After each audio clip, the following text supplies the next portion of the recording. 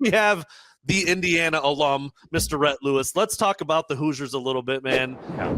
Expectations as they enter the playoff here, it just feels weird to even say it. The number 1 overall seed Indiana Hoosiers, what are they going to do in this playoff run? Because they have been handling and taking on all comers all year long.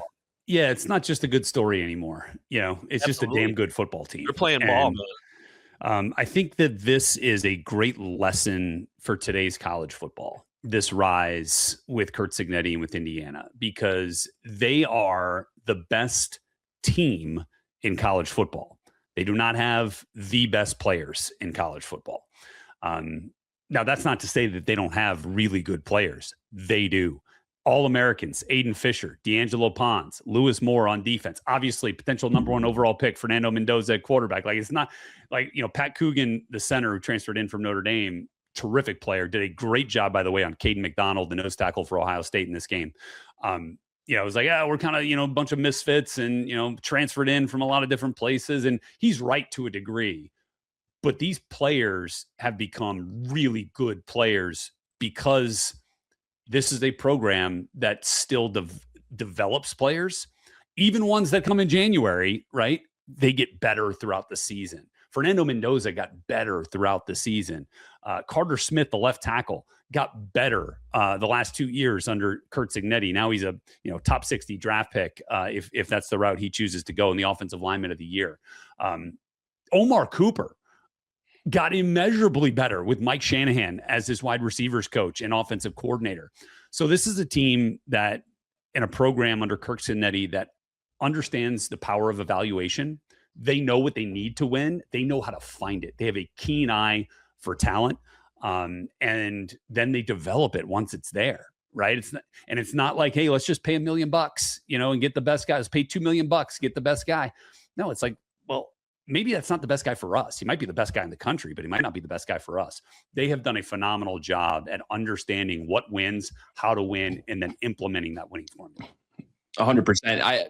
The way that he went about his transition, and I love the way that he brought along his guys. Like, he didn't push away his guys and find new guys. Right. He said, hey, James Madison, let's go do this together, which was, made up a large part of his first class. And, it somewhat like coming back from trying to tap into that recruiting mindset as a young kid. Like, you see that and you're like, dang, he's loyal to his guys, and he cares about his team, and he closes the walls and he marches out with the guys that are in his building.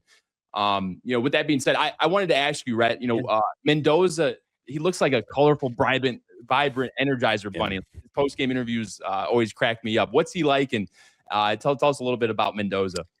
Well, Fernando is one of the more impressive college football players that I've ever spoken to. And we've only spoken on brief occasions. I met him for the first time at the spring game this past April. And I just remember going up to him, introducing myself, and you can tell how mature a guy is, how understanding and aware he is of kind of what's expected of him and the way he's been raised and all this. When they ask you questions instead of just answering questions in an initial conversation, it seems so simple, but it also is like, okay, he's not just trying to get out of the conversation. He's going to engage with you. He's going to sit there and talk and ask. I was telling him, hey, I played back here in 2001 and 2005, and he was like, well, what was that like? Tell me about your experience. And I'm like, what? Okay. So, it was a two-way street. Like, he really gets it. And I think you can see, like, through that he connects with his teammates on such a high level because he is truly engaged with them and not just like, hey, how are you? And then move on, which I think we can all say that, like, yeah, we have moments in our lives where we want to do that, right? We want to just kind of say hi and move on. That wasn't him in my very first experience meeting him. So I was really impressed with him, with that. And then obviously the physical tools, man, the way he throws the football, man, that thing just pops out of his hand. He has such velocity and RPMs with this ball. He's got great touch on the deep ball, tremendous accuracy. He is seeing the game so well. He rarely puts the ball in jeopardy. And I think, his numbers speak to that. And I think he's going to win the Heisman on Saturday. Yeah, well, it definitely felt like the Big Ten championship game was somewhat of a interview for the Heisman, and the defense just prevailed, but Mendoza, he led his team to victory, man. Yeah. It's about moments too, right? Like I think, Diego Pavia has some better numbers than Fernando Mendoza, but does he have the moments against the best competition in his conference? Like on the road at Iowa, game-winning touchdown. On the road at Oregon, game-winning touchdown. On the road at Penn State, game-winning touchdown. Beat number 1, number 3, and number 9 on the year. 2 of them on the road. 1 of them in a neutral. Like it's the resume of Heisman-worthy moments speaks so loudly with Fernando Mendoza. Well, we just talked basically all things positive because that's what Indiana's been doing for 2 years now, just on a roll, beating everybody. Like you said, it's not just this, oh, what a cool story now. Like they're really playing some great football and beating everybody. Like you said, it doesn't matter if it's on the road or in Bloomington or Newton. It doesn't seem to matter. If there's one, and I don't mean to laugh, but this injury to Stephen Dee, like what the hell? What happened? Like I saw a little video clip. He's doing some high fives. He's and high-fiving. Starts hobbling. Like I haven't really learned or read or like, have they disclosed the exact injury? Like, and how big, like, so the injury itself, the occurrence and how it happened weird, but then the on-field, repercussions of this as well. Well, it is a big blow. He is he has been their most productive defensive lineman. I'm not going to say he's the best because Tyreek Tucker and Mario Landino have been outstanding on the interior, but from a defensive end spot, he filled a void really and started playing more when Kellen Wyatt, who was kind of the de facto starter at defensive end, went down against Michigan State and was lost for the year. So you're now kind of into the depth here. And Stephen is probably one of the shining examples of a guy that got better throughout the year. Understood the defense at a higher level, and it allowed his incredible skill set and athleticism to take over. Led the country in TFLs going into the Big Ten championship game. So, look, I don't think it's a one-for-one replacement, but the good news is they've got the Broyles Award winner, and I know that hasn't been announced yet, but that's the case. Bryant Haynes should win the Broyles Award for the best assistant in college football as a defensive coordinator. He will find a way to scheme this thing up in a way where Indiana can still thrive on defense.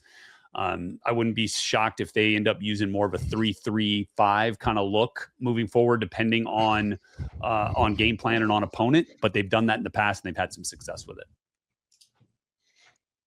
Last but not least, we're coming up on 25 minutes. I mean, we wish we had an hour and 25 minutes. I know, man. But, the other Big Ten flavor in the college football playoff, Ohio State and Oregon, both, I mean, really, really good team. That's a cool, I mean, I feel like there's maybe 5 or 6 teams who could win the whole thing, depending on who shows up on what night and how the matchups look and everything. Thoughts on Ohio State and Oregon and their chances in the CFP? Yeah, quickly on that one, I would say I hope for Ohio State that this serves them, that loss serves them, kind of like the Michigan loss did last year, and that they just kind of start pile driving people into the college football playoff. I would love to see an Indiana-Ohio State rematch for the national title. I think that'd be awesome.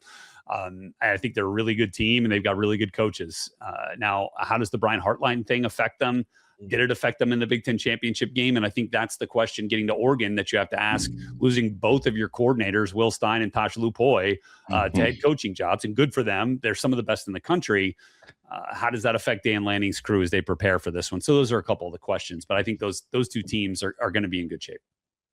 And then last but not least, it hasn't started yet. You got the Cignetti hat. You've got the Indiana roots. Is there any way you're picking anybody else to win this whole thing other than the Hoosiers? No. Simple answer. Easy, right? Yeah. Did you need more on that? Does anyone scare you? Yeah, fair enough. Fair enough. Look, I think Georgia's playing really well right now. And I think with the depth on the offensive and defensive lines, especially on the defensive front, like they are big, strong, physical team. I think they'll give anybody trouble. And then Texas Tech's playing some good football right now. They're on Indiana's side of the bracket, and I think they're going to give Oregon a run for their money for sure if Oregon gets past JMU. But I think both those teams will advance into the quarters, and I think that'll be a great matchup. Who do you got Indiana getting out of the Alabama-Oklahoma? Man, I hope it's Alabama because there's some Indiana ties there. Kane Womack, the defensive coordinator, was the DC at Indiana. Nick Sheridan, who's on the offensive staff, was an OC at Indiana. Kalen DeBoer was an OC at Indiana. The strength coach at Alabama was the strength coach at Indiana. Like, there's a lot. That would just be kind of a fun matchup. But yeah, I mean, either one would be cool. It doesn't really make a difference to me.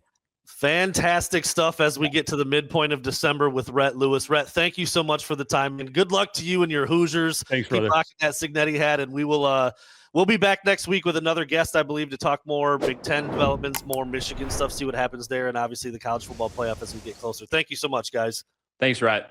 Thanks, bud.